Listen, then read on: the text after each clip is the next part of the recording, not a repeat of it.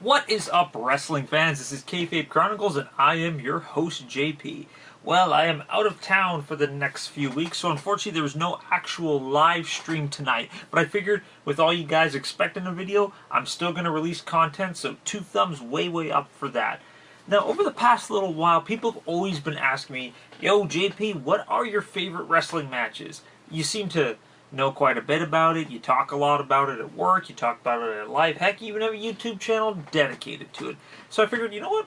Now's a better time more than ever to actually let you guys know what some of my favorite matches are. So the past couple days I've been kind of comprising a list, rewatching a lot of my old favorites and trying to narrow it down to my top 5 favorite wrestling matches of all time. And boy, this is a really tough feat. I'm going to keep it down to WWE NXT just because that's kind of my main thing. Don't get me wrong, I love old school WCW. I love New Japan. I like a lot of stuff Ring of Honor and TNA has to offer. Just unfortunately, there's just way too much content out there for me to even just fully invest and review perfectly. So without further ado, here are my favorite top 5 WWE NXT matches of all time, starting with an honorable mention. 1-2-3 Kid defeats Razor Ramon in a huge upset, Monday Night Raw, May 17th, 1993. Now, this was during a period of time when I kind of had lost my gist for wrestling. I said, I've been a fan since the mid-'80s, since I was about 3 or 4 years old. I believe it was my auntie who got me into wrestling. And there was kind of that period in the early 90s where I kind of lost a little bit of interest. You know, it was the period like WrestleMania 8, 9, around that time. I just wasn't really feeling it anymore. It was kind of a weird period. A lot of bizarre stuff, like Hulk Hogan was kind of on his way out, and they were kind of phasing in the new champions. Bret Hart was kind of in there, which was great, don't get me wrong. I really enjoyed Bret Hart as a champion. The whole Lex Luger experiment. But this match on Monday Night Raw really sparked my interest. Got me kind of believing that, wait a minute, like a little guy, like the 1-2-3 Kid won a match? You know, he was essentially a jobber prior to this, and he beat Razor Ramon fair, like clean, right in the center of the ring, 1-2-3. And thus inventing the 1-2-3 Kid persona, because he was just known as the Kid prior to that. And like this moment here was really influential for me as a fan, because it re-sparked my love for wrestling, because it viewed like, oh my god, like, you know, if a little guy can win, like what I could do, maybe I could become a wrestler, because, you know, you guys all know I talk about it all the time, I'm not a big guy. So this was really inspirational for me to possibly one day become a wrestler. Unfortunately, that dream never ever did come true. Just I wasn't able to physically do it as much as I would really want to. Just my body, unfortunately, just not going to get into huge things about it. Unfortunately, it was just a dream that I was unable to pursue. But I still followed it as much as I can. But there was that brief moment when the 1-2-3 Kid defeated Razor Ramon that gave me inspiration to maybe possibly become a wrestler one day. And I was really thankful for that, because it did reignite my love for wrestling. Is it a great match? Not really. It's pretty basic, pretty standard, pretty cookie cutter, nothing too out of the ordinary. But it was just the entire moment of what happened and what it was able to do for me as a fan. So yeah, definitely one of my favorite matches. Not part of the top 5, but huge inspiration for me for sure. Number 5. Shawn Michaels versus The Undertaker at WrestleMania 25. Now, many people consider Undertaker versus Shawn Michaels at WrestleMania 25, or even 26, their favorite match of all time. And I agree. Very good match. I'm going with 25 over 26. I just believe that 26, I think they tried to recreate the magic of the first one, and I feel that it wasn't on the same level, in my opinion. I know there's a lot of people out there who prefer 26 over 25, and yeah, it's a great match, but just 25, I think, just hit a lot more moments for me. I remember I was at my buddy George's house, checking out. It was during our yearly WrestleMania thing where we all would get together and watch it, and we were all excited for the match. You know, it's Undertaker, streaks on the line, as always a huge thing for WrestleMania, him taking on Shawn Michaels. We knew on paper it could be a pretty good match, but holy crap, these guys stole the show. Like if you guys follow my Undertaker review in regards to his streak, posting the link in the description below and also right up there. It's definitely, like I said, they stole the show. Like, it was the best match on on the card that night for sure. And I just felt bad because it didn't even close the night. There were still 2 matches after this, and we were just like, but just the fact that so many finishers put in this match, so many false finishes. Like, usually a match loaded with false finishes, after like 2 or 3, you're just like, whatever. But, like, these ones were really convincing. Like, these ones made you think that Shawn Michaels was actually going to beat The Undertaker. But it's like the fact that there was a super kick, Hell's Gate, a choke slam, old school, tombstone. Like, there was every possible way to end this match in this match, and they just kept kicking out. And you could tell that these 2 guys were just dead tired after it. But the storytelling that was going on in the ring, like, we were all at the edge of our seats. And when the match finally ended, when Shawn Michaels tried to do the moonsault and Undertaker caught him and put him in the tombstone, it was just truly amazing. We were just in complete awe. We were spent emotionally, spent physically. We were like, yeah, there's no way that any match is going to be able to top this. And sure enough, the other 2 matches did not top it. Great match, mainly for the storytelling aspect and everything around it. I enjoy the heck out of this match. A lot of people are probably going to be shocked that it's not higher on my list, but unfortunately, I just feel that there's just a lot better matches out there for me as a fan than this one. So, still a great match. I like it more than 26. Come at me. I know y'all are going to hate me for it, but I enjoy the heck out of this WrestleMania 25 moment. Number 4. Bayley versus Sasha Banks, NXT TakeOver Brooklyn 1. What can I say about this match that can't just even launch it even better than it is? It's one of my favorite women matches of all time. Like I said, a lot of people consider this the match that kind of launched the women's revolution. And granted, it's a great match. Like I said, I still try to watch this match at least once every month because of how freaking good it is. The story being told in this match. Like I said, I was already a huge Bayley fan already going into this match, and like just her entire things, like she always kept trying to win the big one and she could never do it. She had all these title opportunities and she could never do it. And then the fact that like Sasha got moved up to the main roster, Charlotte, Becky, like all 3 of them were up in the main roster as like the 4 horsewomen, and Bayley was still on NXT. So you kind of really felt bad for her, like like she's kind of being left behind, and they really played that into the storyline in this match. And when that bell rang and started it, holy crap, like just absolute magic happened. You can tell that they're really good friends and their chemistry was just spot on. Like all the different spots of like Bayley getting her recently broken hand re-injured, like the spot where she had it inside the steps and Sasha kicked it, absolutely amazing. And just all the moves that they did to each other, like Sasha hitting the double knees and almost just completely breaking Bayley in half. Near the end of the match when Bayley does the reverse hurricanrana to Sasha off the top rope, and just like I said, like just the moment when Bayley finally got the Bayley to belly on Sasha, got the 3 count, and like held the title in her hand, and you could see like in her face, like, oh my god, like I finally did it, I finally won the big one. And then the fact that all the 4 horsewomen came down and all 4 of them hugged it out, just truly a beautiful moment, truly an amazing moment. Definitely one of my favorite matches. And I'm really happy that it's very recent, like, because I'm usually, like, very pro old school, so I'm very glad that a match that's only a couple years old has made it into this list, and it had such a huge impact on me. And I said, it had such a huge impact on the women's revolution in regards to just matches. A lot of people consider this one of the best women's matches of all time, and I consider it one of the best women's matches of all time. Definitely up there. Just, if you guys haven't seen it, get out from underneath a rock and check this out. You won't feel bad. Trust me. Number 3.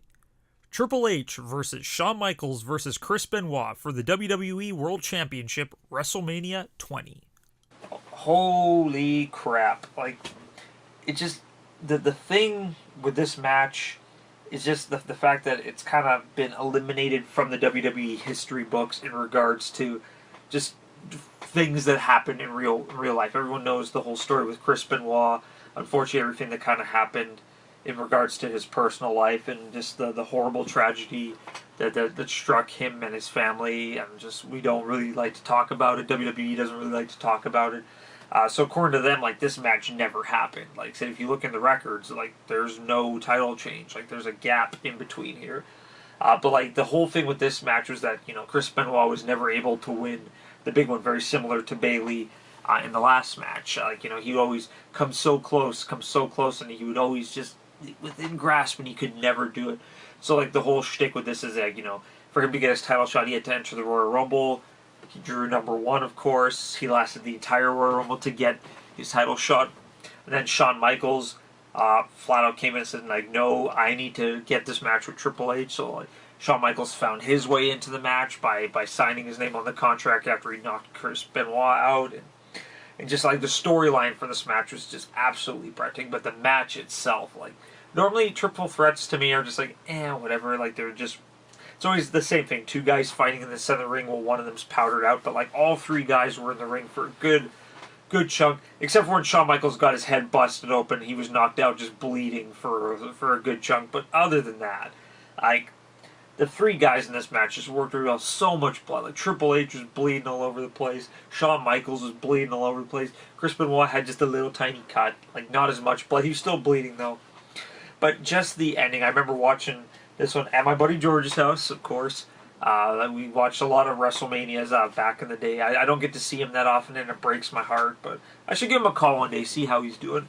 But I remember just, like, when Benoit had Triple H like locked in the crippler crossface, and I'm yelling at the TV, tap, tap, and then he tapped, and just, absolute breathtaking. And then just that final scene with like Eddie Guerrero holding his belt and Chris Benoit holding his title, and then both of them just hugging it out, just truly a beautiful moment. Because like when you think about it now, like, you know, Eddie Guerrero is no longer part of this world, Chris Benoit is no longer part of this world. So just seeing that wonderful magical moment between these 2 competitors, and knowing that we'll never get to see that again. And knowing that this match, like I said, doesn't exist, technically speaking. It's just a phenomenal match. If you guys can find a copy of WrestleMania 20 that still has this match included on it, I fully recommend it. Beautiful match. Great work by all 3 competitors. Just the storyline going in, the aftermath, the end. Just beautiful, beautiful match. Number 2. Bret Hart versus Owen Hart in a steel cage at SummerSlam 1994. This feud between Bret and Owen is one of my all-time favorite feuds of forever. If I have to actually pick my favorite feud, it's definitely Bret versus Owen. Like, just like the storyline of how they dragged it for so long, like starting at the Survivor Series when Bret accidentally got in the way and cost getting Owen eliminated, and then them teaming back up together at the Royal Rumble, only to have Bret, only to have Owen turn on Bret again in the match, and just and then, like I said, like the Royal Rumble itself, and Bret Hart ending up winning the Royal Rumble, like co-winning the Royal Rumble with Lex Luger, and then of course WrestleMania where Bret managed to recapture the WWE Championship after losing to Owen earlier in the night, which is another phenomenal match. Like Bret versus Owen to open up WrestleMania 10, great match. If this was a top 10 list, that match would have definitely been on here. Unfortunately, this match here that I'm talking about right now, I just felt was just a fraction a little bit better. So that, of course, led to their big feud going into SummerSlam. Like, Owen Hart eventually won the King of the Ring, which pretty much put him as the number 1 competitor, so he would be able to fight Bret at SummerSlam in the famous steel cage match. And just, wow. Like I said, the match, Bret versus Owen, where the entire Hart family's outside the ring, watching. So, like Keith's out there, Bruce is out there, Davey Boy Smith, who'd been away from the company for quite some time, he was out there. Jim the Anvil was out there. And I remember just like the end of the match after Bret won. Like I said, they were both hanging outside the cage, and Owen's leg got caught in the cage. So unfortunately, he tried to drop down, and unfortunately, he got stuck. So Bret manages to win. And then freaking Jim the Anvil Neidhart knocks out the brothers outside the ring, runs in there, locks themselves in. And then I remember just Davey Boy Smith just jumping up, ripping off his shirt and trying to climb into the cage. I was at my buddy Chris's house, very, very prominent Portuguese family, and like his dad, big wrestling fan too. Like he was sitting there, yeah, Davey, yeah, Davey. It was awesome to see the British Bulldog again, because like I said, he'd been away for so long. Just seeing him try to come into the ring, and then of course he made his big comeback after that. But like, just the length of the feud leading up to this match, and then finally having just this awesome moment in the steel cage, and then pushing the feud even further after that. Like I said, going into Survivor Series, and just absolutely breathtaking. Just a great match. I love watching it. I'm normally not a huge SummerSlam fan per se, like the event itself, but SummerSlam has put out some really good matches, and this was one of them.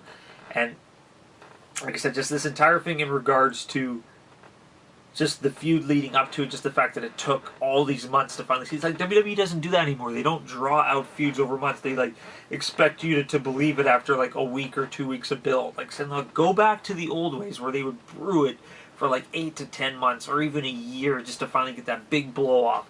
But yeah, it was great match. I still watch it from time to time. I got it on VHS, good old VHS.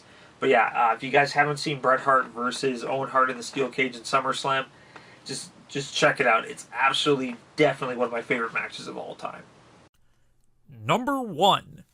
Bret Hart versus Mr. Perfect for the Intercontinental Championship, SummerSlam 1991.